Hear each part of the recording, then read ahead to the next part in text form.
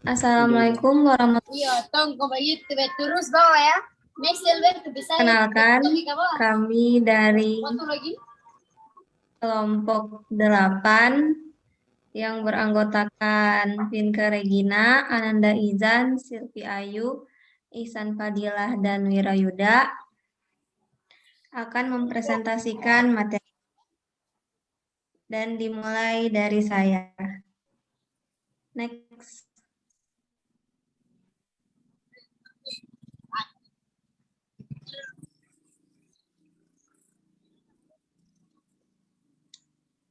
Purposive sampling. Purposive sampling adalah salah satu teknik sampling non-random sampling di mana peneliti menentukan pengambilan sampel dengan cara menetapkan ciri-ciri khusus yang sesuai dengan tujuan penelitian sehingga diharapkan dapat menjawab permasalahan penelitian. Purposive sampling biasanya digugunakan oleh para peneliti apabila memang sebuah penelitian memerlukan kriteria khusus agar sampel yang diambil nantinya sesuai dengan tujuan penelitian dapat memecahkan permasalahan penelitian serta dapat memberikan nilai yang lebih representatif sehingga teknik selanjutnya akan dipresentasikan oleh Ananda Izan.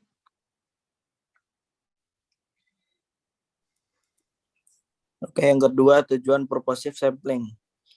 Digunakan oleh para peneliti jika sebuah penelitian yang membutuhkan kriteria khusus agar sampel yang diambil nanti sesuai dengan tujuan penelitian itu sendiri dan dapat memecahkan masalah serta memberikan nilai yang lebih representatif sehingga teknik yang diambil dapat memenuhi objek dilakukannya suatu penelitian.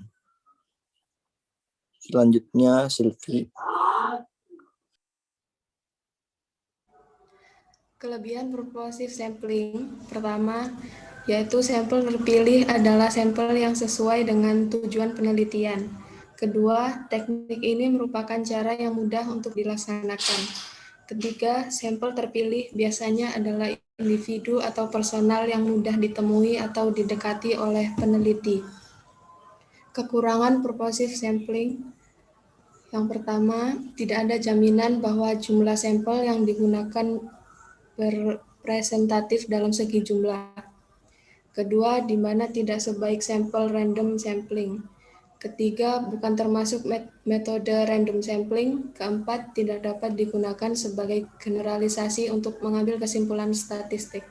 Selanjutnya akan dibacakan oleh Kak Wirayuda.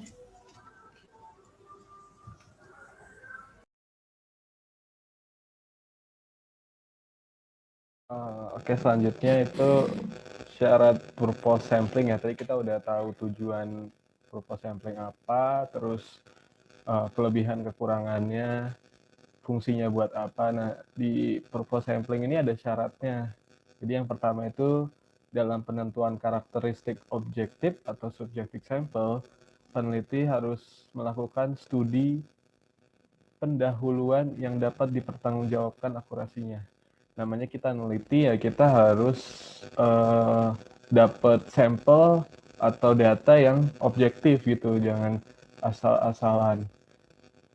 Oke, yang kedua itu sampel yang dipilih harus memiliki karakteristik, sifat, dan ciri khusus yang sesuai dengan ketiga aspek tersebut dari populasi yang dipilih sebagai sampel. Jadi dari sampel-sampel yang ada nih, data-datanya itu harus punya karakteristik, sifat, dan ciri-ciri khusus yang tadi udah disebutin. Ketiganya itu harus ada sebagai sampel purposive sampling di sini. Nah, yang terakhir syaratnya itu dari keseluruhan populasi, subjek maupun objek menjadi sampel harus paling mendekati deskripsi tujuan penelitian. Dimana kita ngambil data, sampel-sampelnya itu harus sesuai sama penelitian kita. data-data yang mau kita ambil harus sesuai dengan penelitian tujuannya apa. Oke, selanjutnya bisa dijelaskan oleh kawan saya.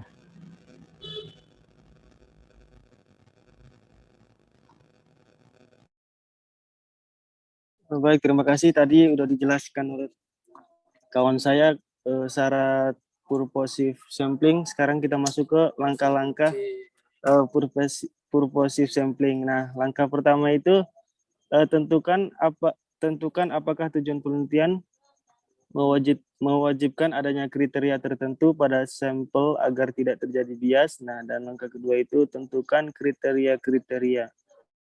Langkah ketiga, tentukan populasi berdasarkan studi pendahuluan yang teliti.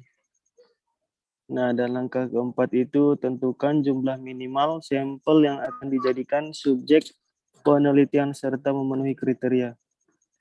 Baik, terima kasih. Saya kembalikan ke moderator.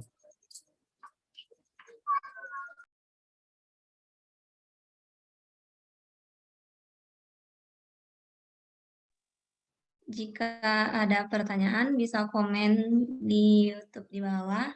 Sekian presentasi dari kelompok kami. Mohon maaf apabila ada kesalahan. Wassalamualaikum warahmatullahi wabarakatuh.